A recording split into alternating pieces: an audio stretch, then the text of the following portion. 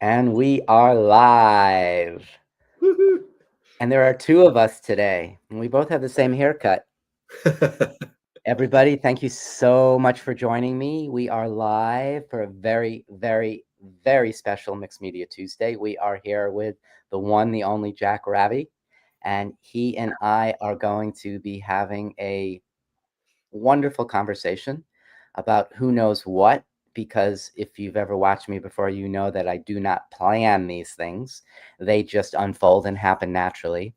Although we do have a few things we're going to share with you that we know in advance. One of them has to do with some amazingness that Jack created that he's shared with me and I'm going to be sharing with you. We'll be talking about that soon. Right before we leap into this, I just want to thank Janine for being here in the background. She's going to be answering questions. She will summarize everything that takes me 10 minutes to say in one line. So you can just turn the volume down and read her comments. You'll get it all. And I want to thank you all for being here. If you are here, and I see there are some people here, please leave a comment, say hi, welcome Jack to our space, and let me know maybe where you're from, if it's the first time you've been here. If you don't know me, let me know. I'm happy to see all the newbies that Jack brought, and the numbers are going up, so this is good. We're going to stall for another minute or two before we begin. Jack, can you see the comments? Yes. Hello, everybody. Hello. Okay. Thank you Florida. so much for being here today.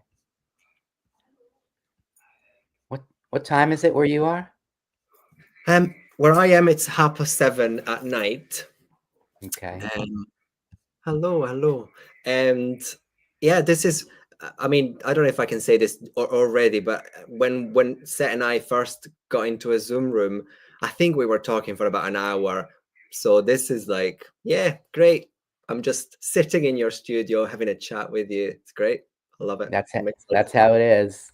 Yeah, there's nothing like these Zoom calls, even though we're not on Zoom, we're actually on StreamYard, to feel connected. And this is the next best thing to being there in the space with you. And I want to welcome everybody. We have a lot of people. People have loved your fodder class. I'm Oh, just going to do a quick few welcomes to Bonnie and Nancy and Shirley and Emily and Kyle and Barbara. Karen, Michelle, Selena, Anna, Carol, Debbie, Beverly, Loie, Annie, Anna. This is so good. Linda, Susan, Jenny, Maria, Emily. People are coming from everywhere. We have the US covered, but lots of other places as well, including Maria from Copenhagen. Love to see yes. that. Should we do the 1 minute countdown? Happy with that. Okay. So if you're watching on recording, which I'm sure some of you are, please know you won't have to wait much longer till we get into the meat and potatoes of this. And the wonderful Janine, who always reminds me of the things that I should say but never do. If you want to get notifications of future events, please subscribe to the channel if you haven't already. Thank you, thank you, thank you. Oh, and Susan, I love this comment. Thank you. Otter class changed my whole way of doing things. So nice to hear. Jenny from Wales, this is great. All right, I think it's time. Woohoo. Right, I think it's time. So I want to welcome Jack to my YouTube channel, and I am thrilled that he took the time to do this and that he has trusted with me his baby, and we'll explain what that means in a few moments if you don't know what I'm talking about. I always think it's just better for the person to introduce themselves because they know themselves better than I know them usually. So I'm just going to hand it over to Jack, and he can let you know, in case you don't know who he is, what he's all about, and we'll go from there. Yes. I don't know if it's easier for me or if it's easier for you reading a bio. When you try and I don't have an elevator pitch. So it's kind of like, okay, what am I today? Who am I today? Today I am a mixed media artist. Love collage. That's kind of how I started really. And books. But now it's grown a little bit more into more kind of assemblage, kind of 3D work. But yeah, my love for paper and fabric remains. It's kind of my state, my kind of day-to-day making is collaging and stitching, I would say. And I've been doing it for about 5 years. Officially, I think I was always an artist, but then 2020 with lockdown kind of made it the priority for me. I was made redundant and I sat at the kitchen table and made a collage on day one of lockdown. And then 99 following that one, and put it on Instagram, and that kind of grew arms and legs. I met lovely people, met Jane Chip, who became one of my closest art friends, and we ended up publishing a book together. Then opened the website, started selling, started making, and it became a kind of my life. And this is what I do now every day, and I am so blessed. I sometimes can't believe that this is my life now, but it is. I love what I do, so I feel very lucky, and it's happening. It's happening. I'm here with mixed media royalty having a chat. It's a dream. Well, I'm happy to be joining you with whoever that person whose royalty is as well. I think your story is probably familiar to a lot of people who experienced, as all of us did, the lockdown situation where there was a lot of art made and a lot of creativity happening, both, I think, in terms of just as a way to find something to do, but probably perhaps even more so as a form of sort of therapy and almost self-soothing because it was a stressful time. I do think, though, that so much good came out of so much bad because of, for example, you. And I know that's true from other people I've heard too, that they finally had an opportunity to focus in such a way that it redirected them. So Yeah, I'm very appreciative that uh, you ended up where you are. Were yeah. you a kid who was a maker? Was this always part of your DNA? Yeah, yes. I would say very creative. And that took very different shapes, from baking to making little dresses for my sister, to taking photos. And then eventually, when I went to uni, though I studied history of art, I joined a group of artists and I was doing little exhibitions with them. Was mainly, I would say it was mainly photography slash collage. And it was, I was uh, in my early 20s. It was just something that I did that I kind of, I look back now with a bit of tenderness. Like it was just what I did. And then for some reason that really was put aside for many years, probably about 10 years. I went to university in Milan. I'm originally from the north of Italy. And then I moved to London after uni. And London really became about just figuring out who I was and just making a living in a very expensive city. And making art really did not happen for a long time. I was creative in different ways, but I didn't have any exhibitions or made work that felt like artwork until 2020. So I think it was always there, but then, and that's what you were saying about, the healing. And I very much felt like I wanted to that's what I wanted to do. I didn't have to worry about going to work. I didn't have to worry about making the money because I was being furloughed. So I was paid 100% of my salary. So I didn't have that worry. But what was going on in the world was terrifying. And my family in Italy kind of experienced COVID just before we did. Mm. And it was terrifying. They were shocked that I was commuting and getting on the tube. And so I was in that state. The first thing that I wanted to do was sit down and play with paper. And that was very telling for me because I'd never been in a lockdown. So I had to kind of address why I had that desire. Mm. And then, it grew arms and legs from that. Yeah. Oh, go ahead. I was going to ask about your experience about making in lockdown because I think there was a lot of growth and there was a lot of creativity, but also there was a lot of freeze. And I think potentially people that had been creative for a long time before were a bit overwhelmed and stuck. So kind of the opposite of me. So I'm Mm. just curious about what was 2020 for you. I think 20 and beyond, there were really two things that were happening. One was the growth of the community that I'm connected with for reasons that were both uh, other directed and also inner directed. I built up my community.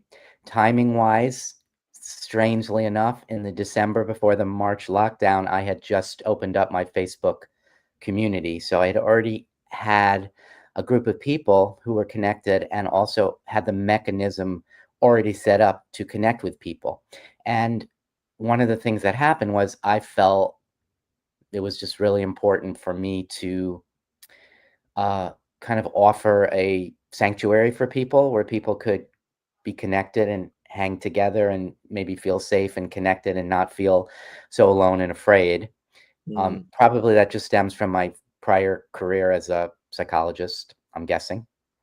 Um, but also, I say also sort of inner-directed because, as I always say to everybody who thanks me for providing that to them, that they provided me equally, if not more, because it gave me a purpose and a direction and a goal, which was something I always need.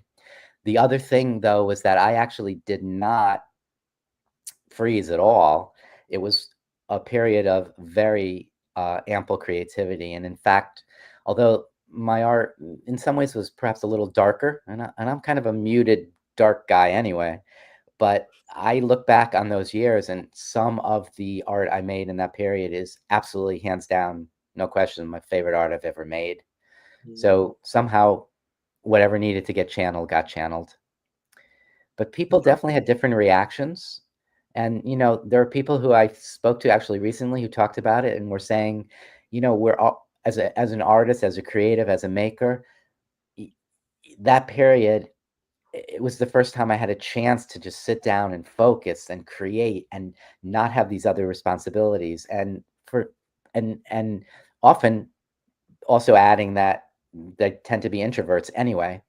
And so being on their own was not all that daunting. Maybe the fact that COVID was going on was, but in terms of loneliness, that was not an issue for them. yeah. There's a common saying that it was a blessing and a curse. I felt it. Yeah, I felt yeah, it. I lost family, but I also became this thing that can do something that makes them so happy and share it with the world. So, mm, definitely a double-edged sword. for sure. And even admitting that it was very fruitful and a great learning experience almost feels difficult to admit because it was such a tragedy of a time. But I'm grateful for it. I would have not been where I am now. I was working a full-time job, and I just didn't even have the space to give myself that amount of space. Anyway, I think I just kind of there were two things that had happened just before, which were I read The Artist's Way, Mm, and I also joined this Instagram challenge called Are You Book Enough, which was making artist books responding to a theme, but it was monthly. And that was kind of manageable with a full-time job. And so I don't know, I say that I wouldn't be here if it wasn't for COVID, but maybe it was just going to be I would have gotten there from a different route. right, No, right. because something was starting to awake. Like Mm, for those that don't know, The Artist Way, it's a beautiful book, and it's about creativity and reawakening creativity. And one of the things that Julia Cameron talks about or invites you to do is take yourself on an artist date every mm, week on your own, and that had become life changing for me. So maybe something was going to happen anyway, but COVID definitely gave me the quick start that I think I needed. right. Well, I'm a person who believes that out of anything negative, positive, tragic, there is potentially something positive that can be pulled out. I'm not necessarily a person who thinks, tragedy is good, mind you, but I can find the good in anything and everything. And I think that many of us look back, as you did, with mixed feelings, but feel that there was something that they were able to pull out of that experience that ultimately changed them in perhaps a positive way. Yeah, Um, yeah. people are echoing what we're saying and also speaking about The Artist's Way, which is an absolute classic, of course. Yeah. Um, One question I wanted to ask you, I find that you have a very, very strong voice, a very strong artist voice, that your artwork is identifiable to you. And I know I get that question a lot. Like, how do you find your voice? Lots of people tell me that they take lots of classes and they end up being good at recreating what each individual instructor creates, but have not been able to find their own voice. So I'm just curious if that was your style from the get-go, if it developed over time. It's very, very, in my mind, very, very specific and again, unique. Thank you. Thank you. That's really great to hear, because I think as anybody, I always worried about that. And because I've always been interested in so many things, there is that fear of like, no, but you should stick to your lane, do that one thing. You can't jump from one passion to the other. And I've stopped believing in that now. I am very much going to go where I'm drawn to without Mm, any guilt, without worrying about whether it's in line with what I'm doing. And I really encourage anybody to do that. But also, I think what I can't remember if I was told this or if it's my own thinking, which is terrifying. But anyway, I would say that the only way to find your voice is by not worrying about finding a voice. And I think it's a thing of just doing it, just showing up. And taking classes is a great thing. And I think taking classes, you might do something or make something that it's very much inspired by that class. But then this is all internalized. And then when the time comes to make, you are influenced. We're all influenced by each other. But then the more you do, the more you make, the more you build your own sense of identity, I think. So I don't know if I think that there are things that have always been kind of there for me. But I don't think I've ever felt a strong sense of identity or just having a very clear language. So it's interesting that you pick up on that, because I think we can be our own worst mm, critics. And it's definitely something that I've been very conscious about, and I tried to be very consistent. And now I don't care about it. I think it's really limiting, and I think your language is your language. You will always have your language whenever you sit down and make. So it's really not so much about thinking about it, it's about making, I think. mm. How would you answer that? How do you answer that when they ask you that question? Um, and in some ways, an overlap of what you said. Uh, I was told a long, long time ago by Danny Gregory, who is a journal artist and so much more, really. When I took a class of his, an in-person class, a rare in-person class, he said, if you want to learn to draw, you draw. And it was so simple and basic, but then so obvious. It became so clear to me that the way to learn is just by doing. And Mm, with mixed media, for me, that has been an utmost pleasure, because even what would be termed a failure in mixed media isn't a failure. It's just an opportunity to add your next layer. And so I do think that it is less about struggling to identify your voice and more about just letting that, whatever it is, come out, and basically not being your own worst enemy and stopping it. I do think, though, that it is easier. Well, two things. It's easier for other people to identify individuals' voices than it necessarily is for the person who has the voice. yeah. I remember people used to say similar things to me at one point about, I was scrolling through Instagram. I knew it was yours before I even saw it was your feed, at a time when I did not know that what I did was clear to people. But what I do say to people is, as an exercise, because sometimes people want, me babbling about all these different issues, but sometimes they just want something practical and pragmatic. So I basically say you should do this exercise that I call the exercise of threes. And what you do is you take 3 of your most favorite pieces of work that you have or made. They're the ones that maybe if somebody said, "Well, what do you do?" and you had to actually show them, you would pick these. And you find excuse me, you find 3 people that you trust, probably within the art world, but even not outside the art world, and you share them separately with them, and you ask each of them to give 3 words that they use to describe your work. And what I find is that when you're pulling out what's your favorite, it's your favorite in part because you're really resonating with it.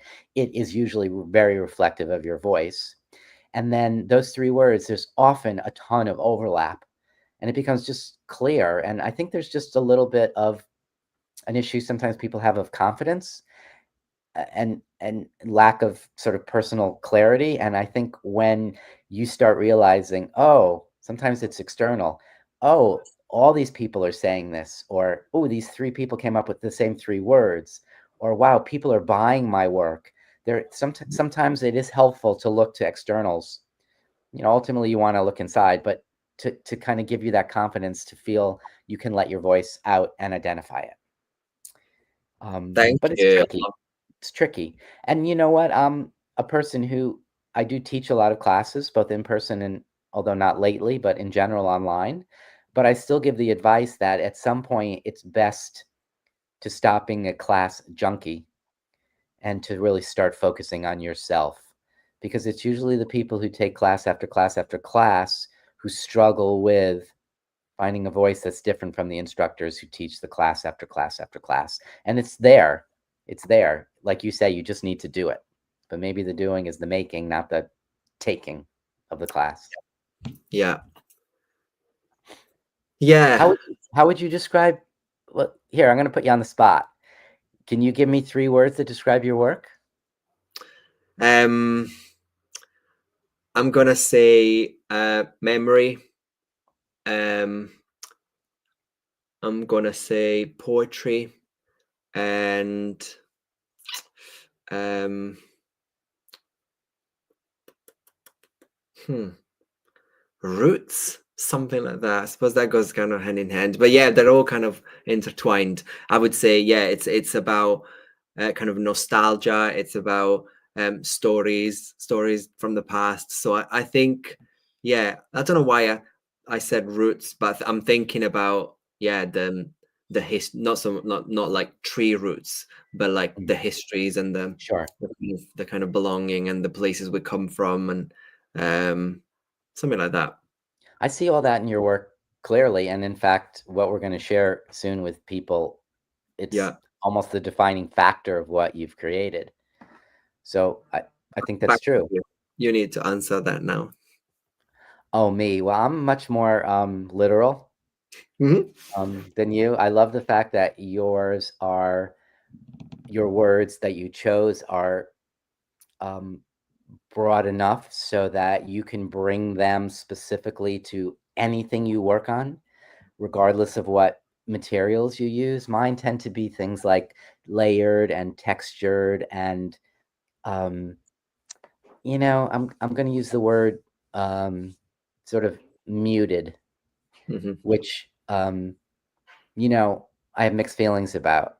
My color palette tends to be muted. It's softer. I love bold colors, but it's not really what comes out in me. I think there's a lot of depth in terms of a lot of what I'm trying to present in my artwork, but I present it in a little bit of a muted way. Like maybe I'm using red thread, but I'm not using big red splatters. Um, so those are the 3 that I would go with probably. Yeah. Yeah. Yeah. Interesting that I find it quite difficult to choose adjectives because I kind of defaulted towards nouns like Right. poetry, memory, and roots, not really adjective because I think they already feel too limiting for me. If I say layered and then something Sure. is kind of flat, I don't feel like that describes it enough. And because I want to be able to move within that, I kind of automatically went towards kind of objects rather than It description. it It's it interesting. can't be wrong. it's there's it's a physical impossibility for anything you said or I said to be wrong.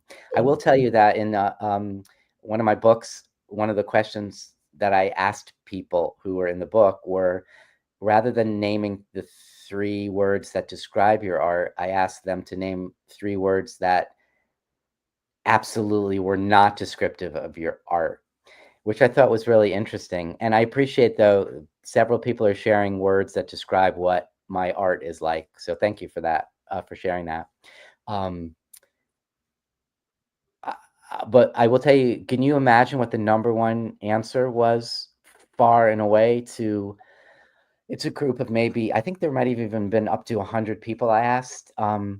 What three words do not describe your art? Can you imagine? Can you take a wild guess? Yeah. So they're answering for them. They were answering for themselves, for their own Yeah, art. so if you, like, think about what our community might say as a word that does not describe their work. People in Let the you if you're watching, feel free to leave a comment if you know, because some like of you might know, maybe don't, but take a guess, any and let's all of you. superficial, something like that. Ooh, superficial, that's good. Some people said that. Um, I'm thinking, like, I don't know if you attract your people like I do. I would probably say like neon, neon colors. Okay, That doesn't seem to that's be. that's neither of us. Um, Let me Um, see, I'm getting some comments. Cute, chaos, the word that doesn't, cute. I'll give another moment before we give the answer away. It was a really fun thing to see what people said. And again, very interesting. Does not describe bright colors. Certainly bright and vibrant. Um, we One of the things I think we share is that we both tend, I think, to shy. I don't know, shy away. That's the wrong word. We resonate with colors that are tend to be a little bit more earthy and muted than bold and bright. Cutesy, dull, trained, realistic, logical, neat, bright, vibrant. Okay, so number one, far and away, was cute. That seemed to be the kiss of death for the artist in my book. But lots of people did speak about. Barbara here said trained, realistic. Whoops, dull. Sorry about that. Yeah, people don't want their work to be dull. Trained, realistic, logical. Lots of people said that wasn't accurate, that they had more sort of intuitive and spontaneous work. So you guys are good. It's like a game show. I like this. This could be like a new reality show. Guess the words. We just need to add prizes at the end, and yeah, um, and contrive derivative layers. Very, very good. Um, all right, so no more putting you on the spot with these kinds of questions, at least till the next one comes. Um, yeah, I'm going bring to just put it out to the group of people who are watching us. If you're watching us live, if you do have any questions for Jack, um, feel free to add them in the comments. I'll be monitoring them. Jack sees them. Janine sees them. We will absolutely do our best to answer. So if you have any questions, please feel free. Um, and in the meantime, I'm going to shift gears a little bit to say something about what I've noticed about you and also our conversations, but also, what you have online is that I think you, like me and like many people, you have your fingers in a few different pies. So, you obviously make art. Uh, Absolutely, but you also do other things within the art community. You do your teaching, you do exhibiting, your books, your products, and stuff like that. And I'm curious if you could just talk a little bit about how that developed, and as you do, maybe share. Some people might not know about your book with Jane and some of the work you're doing in Fodder School and all of that. Um, whatever you want to share, but I'm curious about that. Yeah, it's been a journey. You know, funny enough, when I first started doing what I do now, I was terrified to even show my face, or definitely do a video. And I hated my voice recorded. I still don't like it, but I'm now filming classes. I'm live on YouTube with you. It's So it's been a journey for me, just one thing at a time. And the first thing that really kind of came my way was this collaboration with Jane Chip, who was an artist that I met online on Instagram. And at that time, this was COVID time or 2021. We'd been kind of um, sharing very similar work on Instagram, and it was so interesting to see someone do similar work, but Mm, very different as well. And we just started laughing about it. At some point, it became almost predictable that we were like, "Oh, here you go, here we've done it again," and we started calling each other like art siblings or like creative friends and whatever. And then one day she called me and said, I want to do something, I want to write a book, do you want to write it with me? And I said, let's talk about it. And basically we kind of sat down and thought, she wanted to write a book about vintage photos and making art with them, which is something that we both had been doing, but there wasn't really a resource for us to kind of get inspiration from. And so we wrote the book. We did the thing that we wanted to kind of mm, read at that mm, time. And so and it was just really fun to work together, kind of showing up every day to write together and then separately kind of trying our own techniques and filming, and then not filming, taking photos of techniques, and just really collaborating beautifully online. We barely met, and then published a book in December 2021. And I would think that that's really been the kind of, that opened a lot of doors. That was a mm, catalyst for us, for me, for sure. And also it gave me the confidence to start teaching. And I kind of launched my first online class, pre-recorded online class. And then I went from pre-recorded to live Zoom class. And in that very first Zoom class, I met so many people that came to my class, invited me to teach in their studio, teach in their school. And then so then I just sort of began teaching workshops and retreats. And um and it's kind of grown since. And then Further School came. The Further School is a big online school, mixed media school. I'm sure a lot of mixed media fans will know Further School. And then yeah, retreats came from there. Maria is here from Copenhagen. She's a friend that came to my last retreats just a few weeks ago, and she met me at Further School, and we're friends now. And she came to Greece with me, and we had a wonderful week.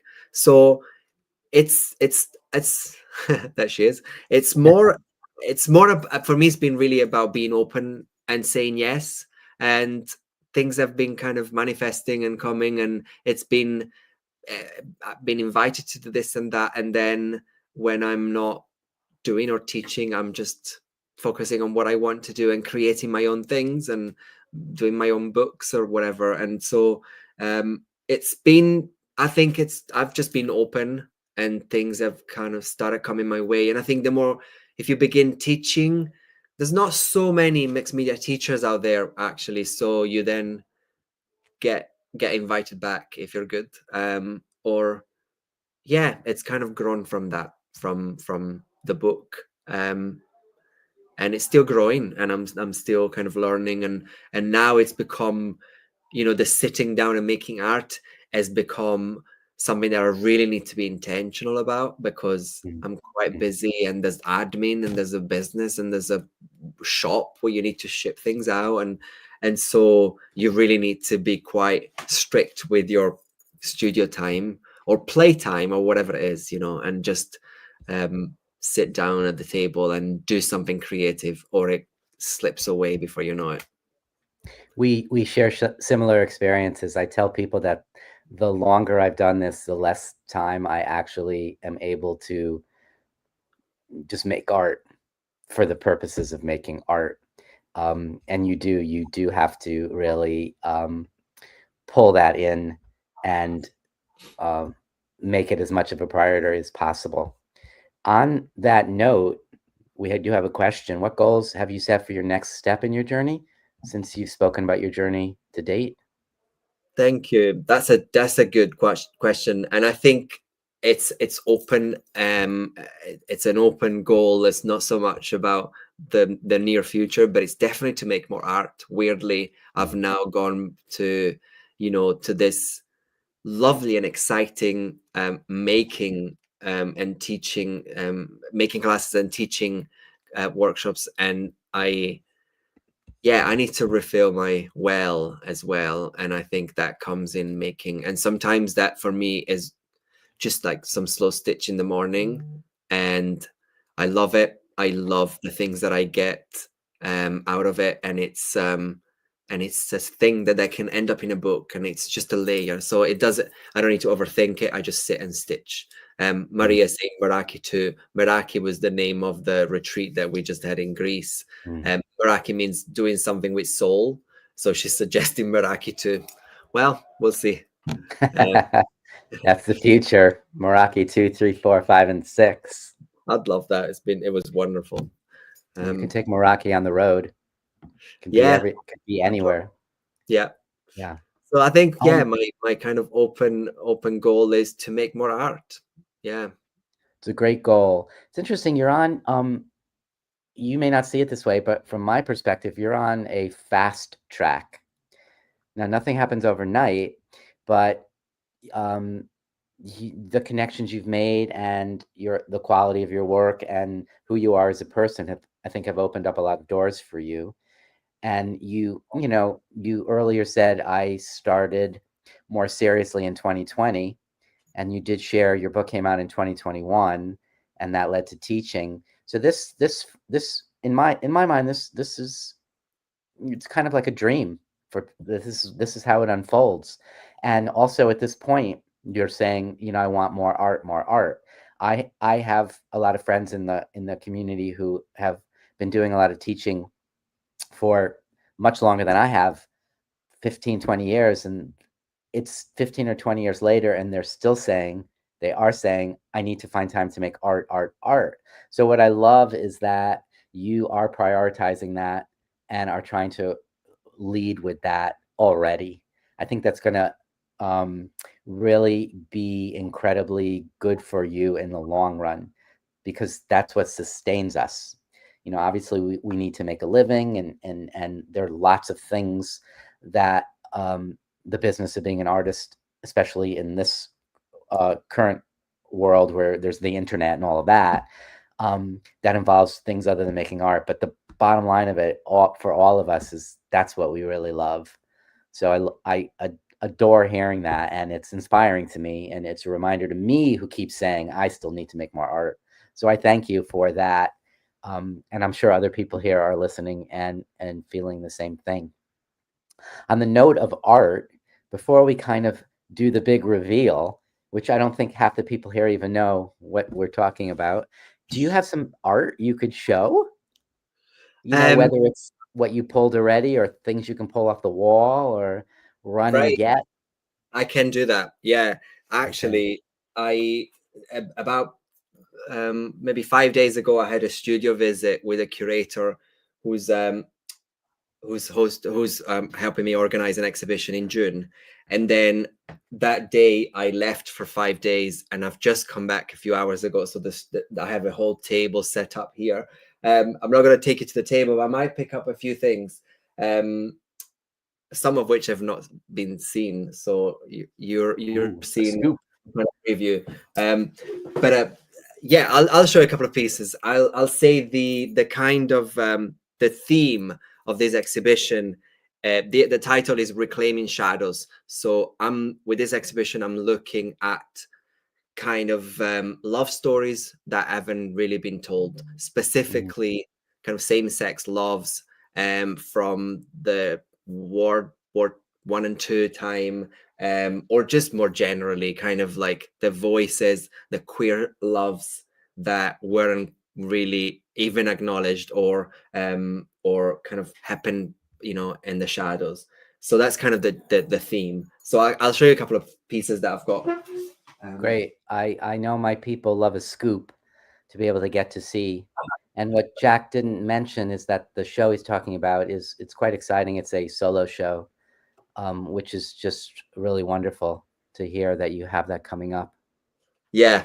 Oh, very, very exciting. So I've got this piece. It's kind of like a diptych. And this is called 522 hertz, which is, for those who don't know, it's a frequency, and it's supposed to be a healing frequency or like a love frequency. And so I found this beautiful, this is called carte de visite or cabinet card, but carte de visites for like some French photographers kind of business card. So they would have their information on the back and they would have prints on the front. And it's just a really beautiful and tender couple. And then I kind of framed this flower into some like barbed wire, all found. And even that flower I found in a book, one of my vintage books. It was pressed in a, Mm. so it's a flower that probably been pressed for 100 years. I don't know. So that's one piece that's going.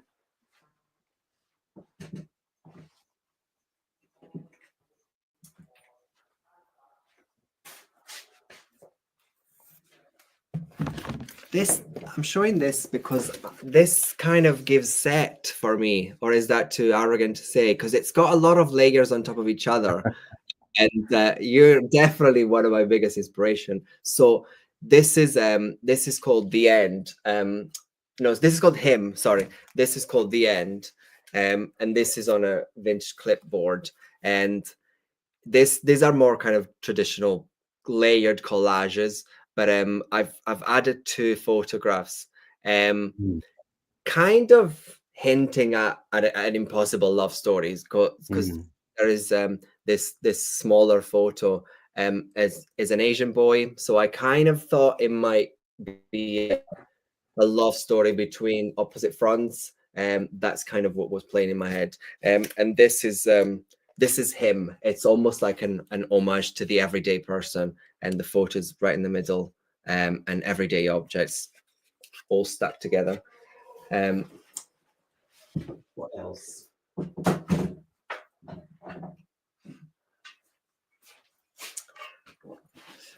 And I'll just show one more. This is a women's love story, very much imagined. This is called Pastures and Pearls. So I kind of imagined this love story between a kind of farmer or a simple woman and a wealthy woman, and there's like a Mm. found French glove, like lace glove, and a necklace, and it's a very rusty object that I found Mm. locally, and then added this found photo as Is as kind of image transfer. is it a shovel? The shovel Yes, top? yes, it Yeah. is. Yeah, Yeah, that's amazing. and so that's also coming. Um, yeah, I've got quite a few pieces here, but I'm not going to show everything. No, you got to keep a few secrets, but I do have some thoughts that I just want to share, and a question or two. First of all, I love the fact that your work um, has a story. You know, it is so in keeping with how you described your artist's voice. All that you said is exactly what I find in all those pieces, which is in part why I think I say your work is so recognizable. It comes through really loud and clearly, but the the depth of the stories, I think, are just incredibly moving. Um, the stories themselves, of course, but just that there is so much to each element that you're using and each piece that you're making. And I know you're, choosing amongst many photos when you choose your photos, and I really love that. I think the pieces are quite moving, um, as clearly other people do. Rhonda says fabulous piece. Loie says the shovel piece. Mhm. Nancy loves it. Anna says it is a beautiful way to tell the stories, beautiful and soul stirring. Love the rough and softness in that piece. And then amongst one of my favorites is anyone else squinting at the walls when Jack moves because they want to see. They want to see. Maybe Jack will do a studio tour at some point.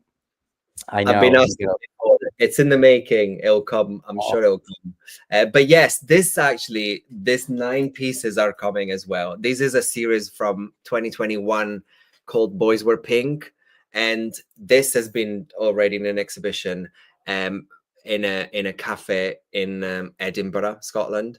And the curator that's inviting me now saw those, loved them, and invited me to do this solo show. So they were kind of the incredible. inspiration for her. That's how she found me, was that exhibition, that work. So those 9 pieces are coming, and they are like old vintage black and white photos of men and boys that I completely covered in rhinestones, Yeah, crystal, colorful. just Thank, thank, wonderful. thank you for all the lovely comments. Yeah, I so appreciate that everybody who's watching is participating. That is just really wonderful. I think that uh, you know, people's success in our world is often multifaceted. Success is a very like random word, but there's often different elements that go into it. Talent is certainly part of it, timing is part of it, how you present yourself. There's so many factors. There are a lot of people who are very talented, who work really hard, who don't seem to achieve what they want, and it's just really exciting for me when I connect with anybody who is uh, who puts in the work and is talented, and just like a plain nice person who puts that out there in a genuine way, and as a result gets some success. I think that's just how our world should work. And so again, sort of hearing your story and the stories that you put into your art, which are your, in a manner of speaking, your own stories, um, it's just brilliant to me that it has led to what it has led for you. It's just endlessly exciting to see, anyone in our community succeed at any level. So and clearly everybody here is taken by that, and people are very appreciative. They definitely want to see a studio tour. There's just no question about that. Um, I'll get that done. I'll get that done. okay. And where is your for the lucky, perhaps locals, where is your show being held?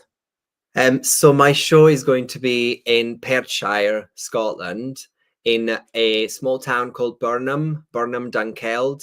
They're beautiful, kind of touristy old towns, and there's an art centre called Burnham Arts, which it's pretty amazing, pretty amazing what they do, and pretty established. So yeah, it's quite a big deal. Yeah, no pressure. There's a bit of pressure. I'm definitely, having to up my game. I'm being looked after because the curator is really very helpful. Um, but yeah, it's a bigger deal. My only like my first solo show was during lockdown, so they had to kind of cancel the of opening and the live visiting, so we kind of did an online thing. My second one was in a lovely queer cafe in Edinburgh called Queer Cafe with a K and with K um and it was nice, but it was a cafe. This is definitely upped the game for me. I've been in quite a few group shows, but solo shows, this is a big deal. So yeah, I'm excited, and I've gone now just a few weeks. I think, oh gosh, yeah, 1 month today. We open on the Uh, 13th of June. is it So Friday the third? Is that a Friday? Does that happen to be a Friday? yeah, it is. Friday the 13th special. Yeah. So yeah, So if anyone, Loie, who's from Massachusetts, wants a road trip to Scotland, it's worth it. which will probably include a plane or a boat ride as well. But maybe we can organize something like that, or Yeah. maybe I guarantee you, well, first of all, if you don't follow Jack, you are absolutely now going to want to. But I know he will share photos and bits and pieces from the shows, so we'll be able to watch from afar, which is exciting, and I Yeah. can't wait to see the art that you shared with us first. My people love firsts. and also all the art that we haven't had a chance to see. And that's kind of lead me into the next area that I want to focus on, which I know you have some art there as well that I think includes some of what you've also made that we're going to talk about next, which are some of your products. And hearing more and more, I mean, we've spoken before, but hearing more and more about what's behind a lot of your work and your voice, etc., I totally get even more so the the products that we're going to share as well. Um, Before we shift, though, we do have a question, so let's just go and answer that question. Yeah, that's I was Do you tell thinking. the stories in a working sketchbook of ideas, or does the story emerge in the making? I've said this before in I mean many times that I don't have a sketchbook practice, and I feel slightly ashamed of that, because I'm not even ashamed of it, but I love seeing artists that do, Mm, knowing that they have one, even if, and especially if they don't share it, because I believe that it's just for you and it's not something that you're doing for show, which I think is a beautiful and really essential thing. I don't tend to work on sketchbooks. um I definitely I soak in stories, and I love telling stories, and sometimes it's really responding to the things that I find that tells the story for me. And I love old things. I love anything old, and I love like collecting vintage of photos and ephemera and all. And so when I sit with those elements, um, then there's little pieces of stories that start to kind of present themselves to me. That's when I start to get really excited about combining, layering, because the things that already have a lot of history. mm, And sometimes I take pride in barely altering them so that I can kind of make them shine, almost to the point. Even in this exhibition, I'm navigating this idea of, you know, I'm going to reach people that don't know or appreciate my work. It's kind of safe for me to do on Instagram. When I'm doing it in Scotland to a bunch of people that don't know, I'm going to need to kind of even educate them about weathered and rusty and aged and old. That's a lot of stuff that I think people that gravitate towards me understand and appreciate.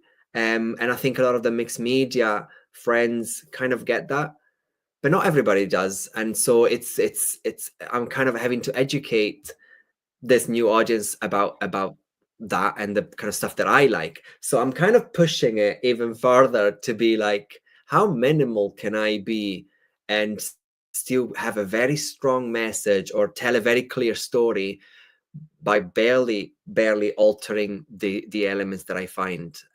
So this exhibition is also playing with the idea of barely using any paint, or just kind of letting the elements themselves tell the story in the way that they are presented. And so kind of assemblage art, really, so that you're just taking elements pretty much as they are, but just recombining them in a different way. So I don't think that answers the question at all, but this is what I've got, Beverly. I'm sorry. No, I think Uh, it answered it because what I was thinking was that you you shared some information that was very similar to me, and I often answer that question by telling people that I'm very material driven, that I'm inspired sometimes not by a mood or by a direction. I'm never inspired by direction because I'm always directionless when I start, but it's very often I have found this rusty piece of metal or this piece of paper that is a scrap, and that is my inspiration. And it's a material driven beginning, and then the story emerges as it's being put together, as opposed to having for me anyway, a clear story. It sounds like you do have, for this exhibition, you do have an underlying story throughout, a theme that weaves through it. But what I would also wanted to add was that I very often leave my especially found objects untouched and unaltered because there's nothing I can do to improve on them. because it's just happened naturally with its own history. It comes already broken and dirty and scratchy and whatever, imperfect. And I can't make that any better. So I totally resonate with what you said. Um, can you share some of that other work that I asked Yes. you to Yes. show? Okay. Okay. I've kind of brought a couple of things that I want to show that are um, not books, which is kind of what led this whole idea. But anyway, I'm gonna show this box. This is a box that I found in a shop, but I it's like a brass box. But inside I added all this slow stitching and this like Mm, lovely fabric in the middle, and this pieces of Kanta fabric, which is an antique kind of sari, layers of sari silks kind of added on top of each other and then slow stitched. And this has been kind of a morning meditation. This is what I call kind of my meditation, to like do slow stitching. And I kind of cut myself lengths of thread at the end of the week, and then in the morning I just stitch that length so that I don't overdo it or underdo it. I just do mm, that length, and it just becomes a practice of stitching in the morning. And so this was something that I stitched in the morning, and I kind of stitched around some of the faces as yeah, well, you can see um, that. It's of, beautiful. of the fabric. It's it's And this, it's kind of it's kind of funny because I have about 5 boxes very similar, right? glass with brass that I have been hoarding, waiting for the inspiration to use them. So it's just interesting that that is part of what you pulled out. That's so interesting. Yeah. So this is a box which so happens actually to contain some washi tapes. And I'm going to show the wash. Should I show the washes? Is that too soon? Or Sure. so I have well, we're going to show now some washi tapes that I designed myself. And these are very much inspired by vintage photos and taken from vintage photos. So something that I did with those washes was create this imagined what do you call it, Mm, genealogy tree. It's I found the tree, but then I incorporated all of this photos or parts of photos, but they're not photos, they're washi tapes right. that I cut to size. That's um phenomenal. Thank you. In its simplicity, I love it, and it kind of dangles on my in my on my desk. And it's, yeah, it's something that I would have done with photos. But now that I have washes, it's I love it. Instant ancestors in washi, Yeah. pretty much that. And so those are two things that I kind of done using things slightly differently. But when I designed this washi tapes and this cotton pages, I really made them for books. I love making books, and washes are just great for books. But also the fabrics, they're called pages. Like, I thought them as journal pages that you can stitch in, and then you can also rip apart and stuff like that. But they were thought as a page. But then I also like to break all my own rules, and so I made them into other things. That's But why we have rules in art to yeah, break them. I can break them. But yeah, I've got. So I don't know if you're like me, like that you never really finish a book.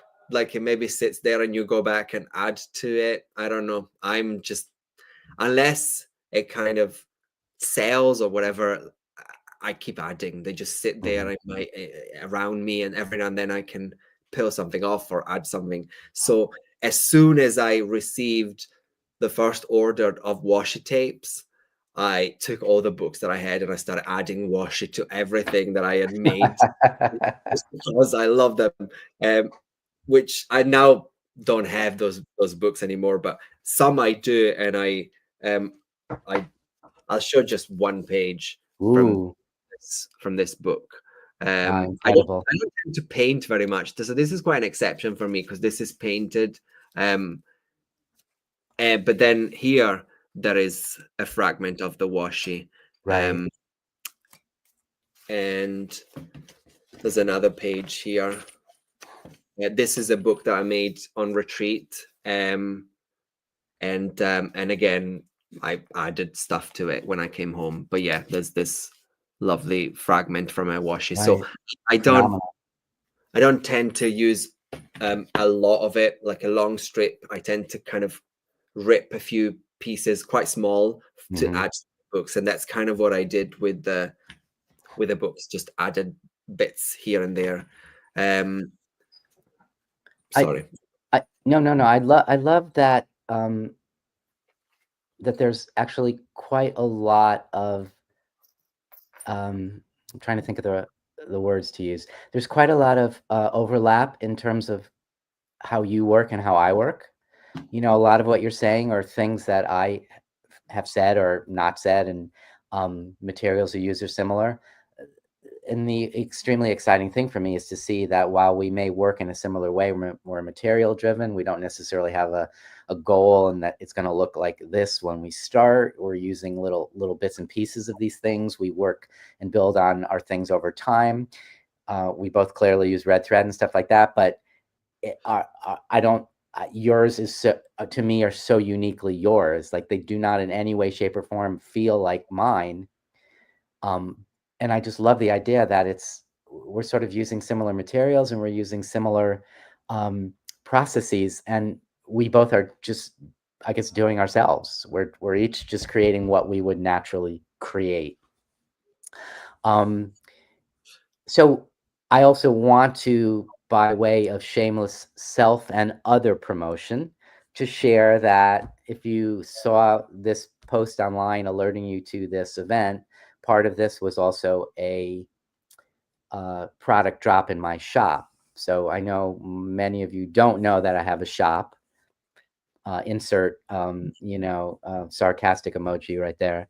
But when I saw what Jack had created, I instantly said, I need these in my shop because I felt like I love the stories behind it. I love the level of history and storytelling that are underneath it. I completely resonated with the sense of diversity that you were honoring with these, and I just thought my peeps would really love it. And I'm not typically drawn to supplies that are representational. I mean, everything I make as an artist, supply wise, is abstract, and most of my work, you're going to see a random tree or a butterfly, but really it's um it's abstract. So when I felt the resonance that I did, I just had to have them. So again, just to share as the store owner, so the quality of, and I'm not just saying this to try to sell them, thank you, the quality of the materials are unbelievably high. And I know a lot went into your choices about it being compostable. It's compostable, it's recycled.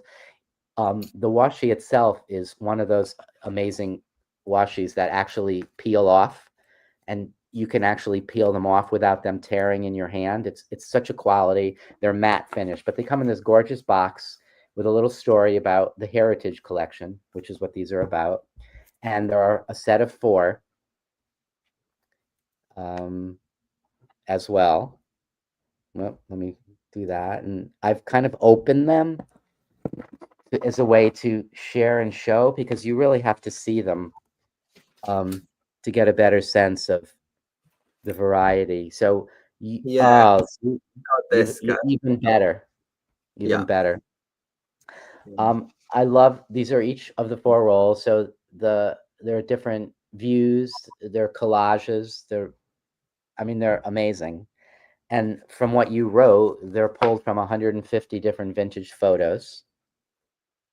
Yeah. I mentioned to you the other day when we were talking that I absolutely am so pleased that there are as many people of color here as there are, because it is very often, well, not only don't you always see that, but it's not so easy to source out images, historical images of people of color. So I so appreciate that that's a big piece of this. And as amazing as the washies are, and Janine is putting the link into my site, um, so that you can get it. They're $29 US plus shipping for the set of washies. If you are out of the US, absolutely go to Jack's site, because he ships everywhere. But if you're far away, it's going to cost you more shipping wise. But if you're anywhere else, Jack has them.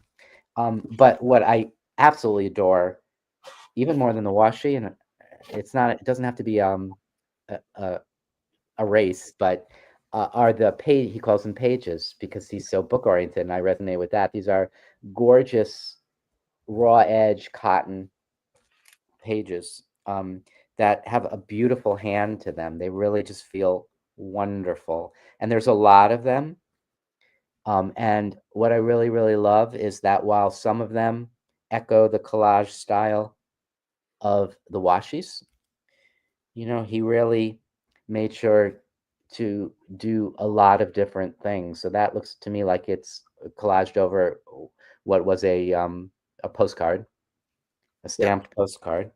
More collages, but please wait. I really want to show them all to you because they're a bounty. The cloths are in my shop as well. They're also $29.99. Love the words. Again, you and I both use words, and very meaningful words, which I love. And then that implied texture there is just speaks to my soul. This one, I adored the fact that you have them in different directions. And I think there's a lot that can be used artistically with that notion. There's probably some statements there that can be made as well. Of course, the text in the background, more collages. Hang with me, people. This is worth waiting for. I am in love with this one. With the, I'm labeling that an Enzo. I don't know if that was necessarily meant Yeah. to be an Enzo, but to me it is, with that beautiful texture in the background, and again, oriented in different directions, which just allows you to do so much more with these sheets. Um, more. And this just happened to be the last one to show you, but it's quite unique. And these are these wonderful words in this vintage typewriter text, which I love as well. You are getting a lot of love in these comments. And Loie is noting something that I had mentioned to you before, that yes, we do seem to be kindred spirits on a lot of levels, which is just quite nice. And Carolyn, I can't argue. If you're feeling a shopping spree coming on, I support you. Um, so thank you for that. What has really been interesting is um, the connection we have of late. We've connected before, but of late stemmed from this idea that I needed to have these in the shop because I really wanted to share the message and the beauty and the quality of them. And it just, we went on to chat, and you know, sometimes when you buy a product from somebody and you bring it to your store, you chat, and what the chat is, well, how much do they cost? How do you describe them? Can you send me pictures? Like, that's the chat. But we just fell into, I mean, I don't know how long we were on for, a long time, and we were talking about everything. And immediately I knew we had to have a live, and that the live, while initially thought of as a way to introduce you to these products, it became very clear that this needed to be just an artist interview and a conversation with, yeah, I'm still going to share and show the products. Um, but what I love is, again, the consistency of who you are in your voice. It's so you, it's authentic. Um, it's again, I'm one of these people who gets joyful out of things that sometimes people find strange. Like, again, if I find some rusty piece of metal in the street, it's like that makes my day. Or if the right color appears unexpectedly in the sunset or something like that, or I meet somebody who I feel is kind of living their true life and achieving what they're meant to do, and somehow are able to embrace others and share that as well, and just spread that message and that love. So appreciative of you, and all that you do, and all that you will do, because really this is still the beginning ish of your journey. um, it's exciting. Thank you. Thank you. That was I was blushing hearing you like talk about my stuff. It's yeah, it's really nice to hear it from someone else that gets it and appreciates it. So I'm very thankful. And also, in case you missed the comments from Jim and Tracy, we've been asked to do something together. I'm just saying, not that I would want to, but I'm just saying that some people might like that. Just saying. Anyway, um, I think we can work on that. I think we but can work on that. The question would be, would you come to New York or would I come to Scotland? Or meet in we, the middle somewhere? it will be rude for only one of us to travel, so Yes. just Okay. do them both. Um, but yeah, this has been my baby, and another one of those that I kind of made because I didn't have it. You know, like Artful Memories, the book that I wrote because I wish I could have read it when I first started making artworks, and so yeah, this is something that I wanted, and I thought if I want it, I'm sure other people will Mm. appreciate it, and so I designed it, and it's yeah, I'm very proud of it. It's a So, nice way, people also, because I do create a lot of products, people often are curious about inspiration. They're curious about how it started, about how you get connected with, either a manufacturer or a company and one of the things that I think is key, and you're proof of that, is that you don't want to create, well, how do I say this? You're more likely to achieve your goals is if you create something because it's you. yeah, Chasing after a trend and thinking, well, I always wanted to do, make stamps, and I see that like stamps of animals do really well, so I'm gonna like submit animals. If you're not an animal person in your work and your in your life, whatever, it's not the road to go down. It's often because you're sharing who you are within your products. And also, I do the same. I create stamps that I want to use. Like that, I need a stamp. So, like, the easiest thing for me to do is just design it with a company because anytime I try to cut a stamp myself, it just never looks like I want it to. So, you're also approaching this in a way that I think, again, is just so true and so authentic. Susan thank has a thought about a place. Susan yeah. knows That um, sounds that I sounds dig New Mexico. So, um, sounds great. oh, although I think we could probably spend a year just traveling, because we could go to Australia, Scotland, we could go to Detroit, we can go to Iceland. So I think yeah, we could take 2026 and just spend it on the road. Just Uh, do a tour. we'll talk about that. Sounds great. Um, before we wind down, I wanted to put a question out to you and to everybody watching. If you're watching live, um, is there anything that Jack you want to share? And also, are there any other questions that have now come up that you would like to ask if you're watching? And if you are, I didn't really ask you this, Jack, before. I was going to say, if you're watching this on a recording and you have a question, what I usually say personally myself is just message me because I may or may not see a comment that comes up on a recording a day, a week, a month, a year later. I don't know if Jack, so what Absolutely. his preference would be. Absolutely. Yeah. Email or DM or anything. I try to be good. But yeah, YouTube comments might be difficult to find. So yeah, you can Yeah, so email. if you're interested in asking or reaching out to either of us, just maybe do it by direct message or email. Yeah. And then while we're waiting to see if anyone else has a question, anything else you want to finish up with? I think I've just kind of had a realization as I sat here with my book, Artful Memories. I think I kind of pinpoint something that I did in 2021 that probably led to this. So the book shows a lot of techniques, and we use vintage photos for all of them. So at the end, when we finished the book, I designed this circle at Oh, the beginning of wow. the book using a lot of the faces that we used in the tutorials in the book. And Jane and I dedicated the book to all the anonymous individuals in found photographs, we might not know your names, but you are not forgotten. This book is for you. And I loved it so much to to design this thing on Canva. Just kind of taking a lot of images and make it a collage that looks like a giant big family. So I think I've loved that aesthetic. I've loved that idea. I've loved that kind of expanded family. And that was probably the seed that led to designing like this type of washi. I Yeah, just realized that. I think that was the first time that I designed something similar. It was on the book at the end of the book, at the end of writing the book. Anyway. I love that you had that realization. Yeah. We have two questions. I'll just do them in order. Seth or Jack, will there be a demo of the products? I'm open. I'm open. Okay.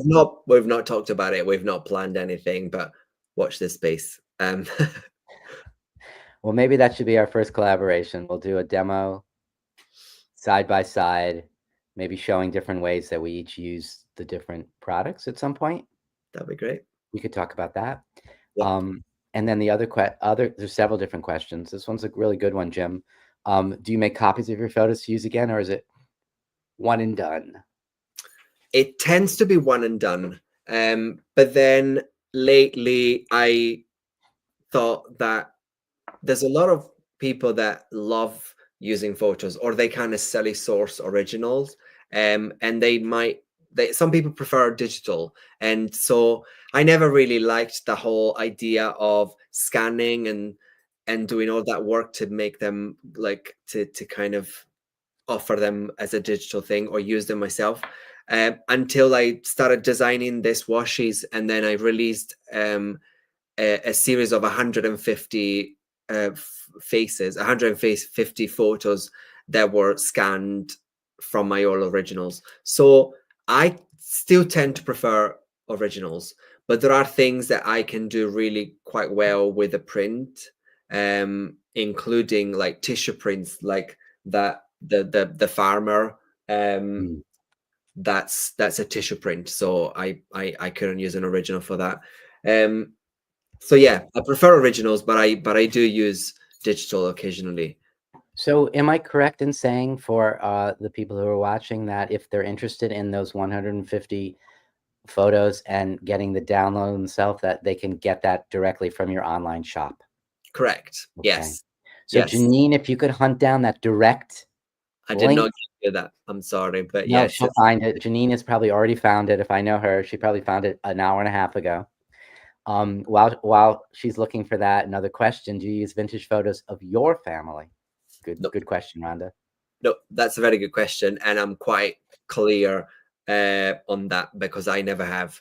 I use a lot of things that belong to my grandma's found objects, and my grandma was a wonderful sewer, so I have a lot of embroidery floss that comes from my grandma, and I mean, I'm running out now because she passed away 5 years ago, but I do have still a few pieces left that I like to use, and again, objects with meanings and symbolisms. That's my grandma's embroidery floss is quite special, but no photos, no. And my parents are alive, so it doesn't even feel quite right to take Hmm. family photos from them.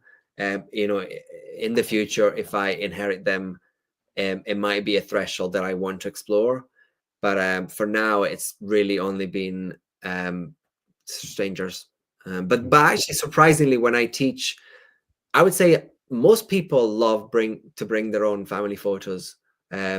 So I'm me. I do me, and everyone is different. And a lot of people that come to my classes bring their own. So Mm-hmm. All right, thank you for that. We have a question about upcoming workshops, perhaps. I have a workshop this year at the end of the year in Europe. This will be in Belgium. I think there might be just one or two places left, but we're not sold out. So yeah, if you're interested, that will be on my website. That's the only teaching that I'm doing. No, actually, I'm teaching a 2-hour workshop in Scotland as part of my exhibition. for those that have done further school, there will be, I'll repeat my medal making class, and we'll make memory medals, which kind of ties into the theme. That's all that I've got planned for 2025. 2026 is still hush hush for now. Okay, hush hush. That means something's going to happen. So stay tuned. Yes. Okay. All right. Another question. Do you use negatives and slides in your work as well? I have used negatives in some of my books, specifically kind of layering them, so that you can lift them and see what's underneath, because they're quite hard to read when they're flat. Um, I don't. I've never used like the plastic vintage slides, but I have used like antique glass slides, which are kind of square, like this Love size. those. Yep. Those are beautiful, and I've Yeah. used those. There's a project in Artful Memories where I take those, and I kind of mount them inside a book, and the book contains a light, so you can actually shine a light on them, and which is quite beautiful how they need a light, because they really were supposed to be projected onto the wall. So yeah, I've used them in the past, not so much, but I still have many, so I'm sure they'll come back at some point. They'll show up when they're ready. Yeah. Okay, and one more question. I guess favorite supplies, products that you like to create with paint, markers, etc. I'm not so much of a supply. I tend to love using the things that I find. So I'm not big on names and brands of suppliers. I would say my go-to glue is a gel medium for kind of mixed media or like found objects. For papers, it's probably a matte medium, but I'm really not fussy about specific supplies. And I love now that I kind of get to travel and meet other students or other people creative, that I can try different things, and it's quite fun. I'm not tied to anything. I'm just looking around my space to see if there's a thing that I'm very fussy about, but I'm not big on supplies, so not sorry, no, nothing. No need to apologize. That was a good answer. Totally good answer.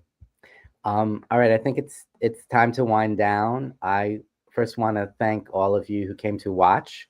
So appreciate also the fact that, again, as a crew, you are also participatory, which is just really incredible, and makes more like, instead of the two of us in a studio hanging out together, the dozens of us that are here have done that.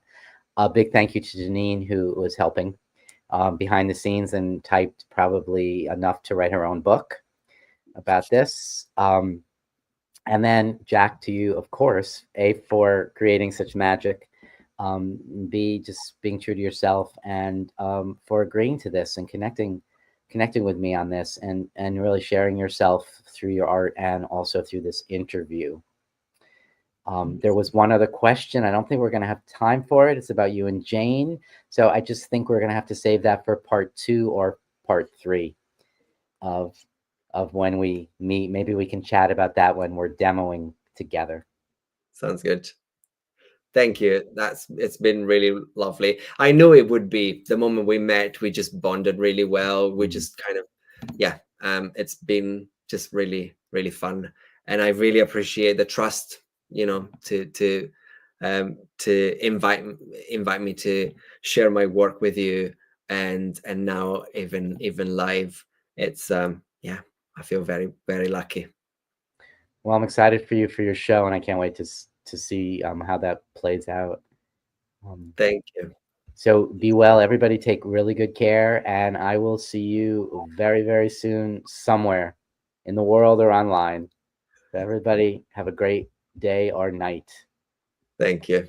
Bye, everyone.